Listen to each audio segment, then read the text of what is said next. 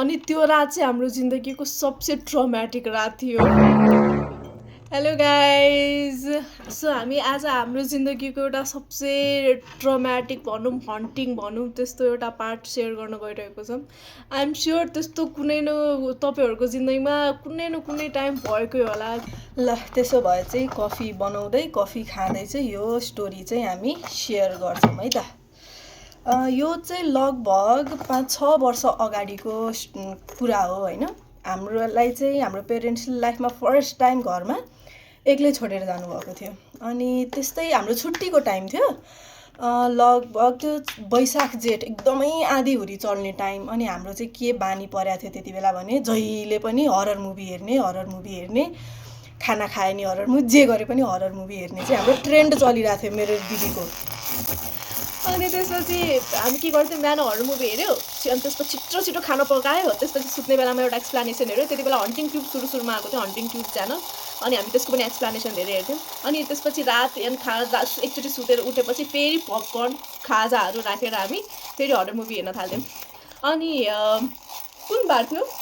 I think Sunday थियो जस्तो लागिरहेको छ मलाई।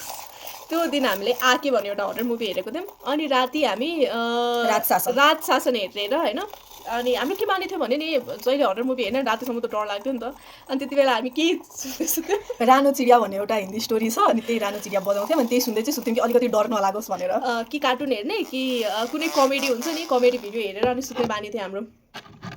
अनि त्यो रात चाहिँ हामीले आके पनि हेरेको थियौँ, अनि रात शासन पनि हेरेको थियौँ। अनि त्यसपछि अब चाहिँ हरर होइन के अरे कमेडी कार्टुन लगाएर कति रातको 11 साढे 11 जस्तो बजिरहेको थियो। 11 साढे 11 बजिरहेको छ। हामीले 5-6 वर्षको पहिलाको समय याद छ, डेट टाइम याद छ।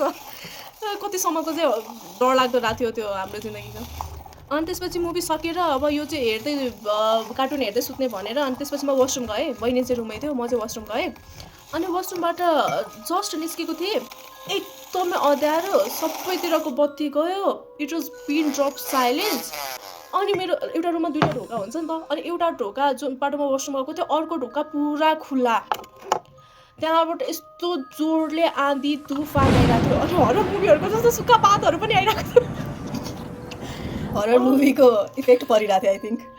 अब के परिरहेको थियो थाहा छैन है, तर म चाहिँ एकदमै ब्ल्याङ्क भएँ। मेरो हात पनि चलेन, खुट्टा पनि चलेन, म एकदमै ब्ल्याङ्क भएँ कि म यस्तै भयो, के गर्ने भनेर दिमाग नै चलेन मेरो। म चाहिँ अब साँच्चीकै म हरर मुभीभित्र इन्टर गरिसकेँ कि भनेर म त्यस्तो सोचिरहेको थिएँ कि। अनि त्यसपछि म हतार रुममा आएँ। रुममा आउँदाखेरि म हतार मोबाइल खोलेको खोजेँ, किनकि एकदमै अँध्यारो थियो नि त, कोही पनि थिएन। म चाहिँ छोटी भन्दै मोबाइल खोजिरहेको थिएँ कि बोल्दैन, मोबाइल पनि भेट्दैन। बल्ल मैले मोबाइल भेटेँ, फ्ल्यास लाइट अन गर्दा बहिनी छैन, अनि रुममा कोही छैन। त्यसपछि म छिटो फोन गर्नलाई होइन, मलाई नम्बर पनि याद छैन, फोन कसरी गर्छ भन्ने दिमाग नै चलेको छैन, फोन नम्बरको लिस्ट कहाँ छ पनि थाहा छैन। अनि म बल्ल शान्त भएर फोन डायल गरेँ कि बहिनीलाई। पछि त मोबाइल यहीँ बज्यो। अब मेरो सातो पुत्लो बुढो भएको, अलिकति दिमाग नि चल्दैन, केही पनि हुँदैन। म चाहिँ के भएको थियो भन्दाखेरि, दिदी जति बेला वासरुम जानुभएको थियो, मैले चाहिँ अब ल राति तिर्खा लाग्ला भनेर पानी लिनको लागि म चाहिँ किचनमा गएको थिएँ होइन। अनि पानी भरि नै राखेको थियो, अनि ठ्याक्क त्यति बेला नै बत्ती गयो कि। अनि मैले पुरै अँध्यारो भयो। अनि त्यसपछि ल निस्किन्छु भनेर ढोका खोलेको। अब मलाई थाहा छैन मुभीको इफेक्ट के हो, मैले चाहिँ त्यहाँ कस्तो केहीको छाया जस्तो देखेँ कि। यति डर लाग्यो मलाई, यति डर लाग्यो। अनि म चाहिँ आएर सुटुक्क रुममा बसेँ, ल दिदी आउनुहुन्छ नि मलाई लिन आउनु। म त्यसपछि यताउता केही चलिन। अनि म त्यो उता रुमबाट मलाई लागिरहेको थियो म ठुलो स्वरमा कराइरहेको छु होइन, छोटी भने जस्तो लागिरहेको कराइरहेको जस्तो लागिरहेको थियो। तर म चाहिँ छोटी सानो स्वरमा बोलिरहेको थिएँ कि उसले पनि सुनिरहेको थिएन। अफकोर्स सुन्दैन नि, त्यस्तो एकदमै आवाज हुरी चलिरहेको छ, पुरै अँध्यारो छ, त्यस्तोमा सुन्दैन नि त। अनि त्यसपछि एकछिनपछि के भयो भन्दाखेरि, म जोडले छोटी कहाँ छस् भनेर म सोधिरहेको थिएँ। तर मैले आफ्नै आवाज लाइक हुन्छ मलाई नै कसैले त्यसरी बोलाएको जस्तो फिल भयो क्या त्यति बेला। अनि त्यति बेला चाहिँ अगाडिसम्म म हाँसेर भनिरहेको छु, तर त्यो चाहिँ मलाई एकदमै धेरै डर लाग्यो। मलाई थाहा छैन के थियो, त्यो मेरो आफ्नै दिमागको उपज थियो, साँच्चै केही थियो, मलाई थाहा छैन। हाम्रो कफी चाहिँ मिठो भएको छ है। ल उताबाट चाहिँ दिदीले बोलाइराखेर चाहिँ म चाहिँ सुनेको थिइनँ होइन। म डरले बसिरहेको थिएँ। एकचोटि के लाग्यो भने के दिदी आयो कि क्या हो जस्तो फिल भयो कि मलाई। म दौडेर गएँ अनि त्यसपछि के भयो मेरो खुट्टाले लाएर एउटा गिलास खस्यो क्या त्यहाँनिर। अनि मैले पनि एक्ज्याक्ट त्यही टाइममा गिलास खसेको सुनेँ होइन। उसले दिदी भनेर जोडले बोलेको मैले पनि सुनेँ कि। अनि म नि लाइक हुन्छ नि दौडेर के बहिनी त्यहाँ रहेछ भनेर अलिकति आँट आएर दौडेर म पनि उता रुममा गइरहेको थिएँ, ऊ पनि किचनमा आइरहेको थियो। दगेरेर गयो के भयो हामी दुईजना यस्तो नमजासँगले ठोक्यो नि। अब केसँग ठोक्या केसँग ठोक्या कि थाहा राति छैन मतलब अब बहिनीसँग ठोक्या कि भूतसँग ठोक्या कि उसलाई पनि सेम भयो कि। अब हामी के गर्ने, रुनु न हाँस्नु, तर्सिनु कि बहिनी भेटायो भनेर खुसी हुनु कि हो भने थाहा छैन, पुरै अँध्यारो।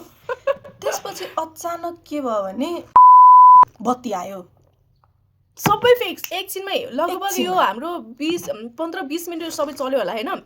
एकैचोटि हामी भेट्यौँ, हावा पनि रोक्यो, के बत्ती पनि आयो, सबै ठिक भयो कि। छैन त्यसपछि त ल के Oh my भयो God. के भयो। अनि यो सबै अब लास्टमा के भने यो सबैमा हामीलाई थाहा छैन केही थियो थिएन, इट वाज जस्ट वेदर र हामीले मुभी धेरैहरूको इफेक्ट थियो कि।